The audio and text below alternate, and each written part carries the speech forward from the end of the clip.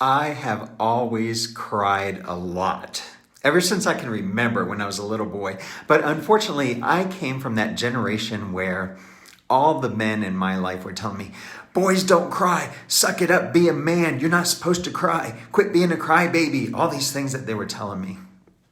And it wasn't until I was about 30 that I realized it's okay to cry. And I actually embraced it. And now my wife makes fun of me. My students at school make fun of me.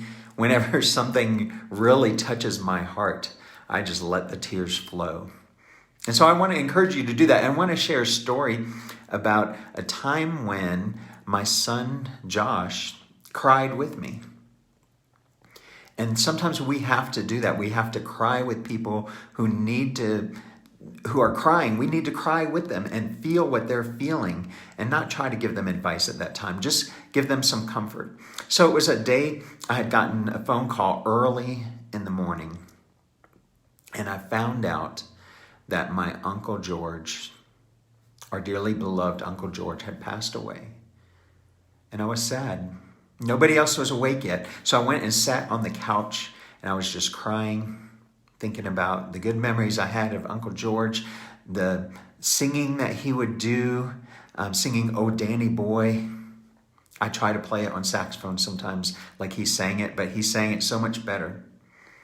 And Josh woke up and he saw me crying and he said, "Dad, what's wrong?" And I said, "Uncle George died."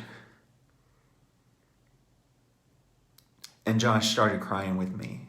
We're both sitting there crying together, hugging each other, giving comfort to each other, not really saying anything, but just crying together because he had empathy.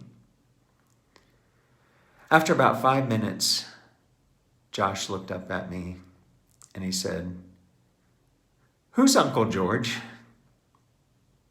So he didn't even remember who Uncle George was, but he was crying because I was crying.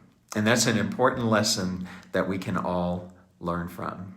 Yes, big boys do cry, and it's okay to cry. Have a great weekend.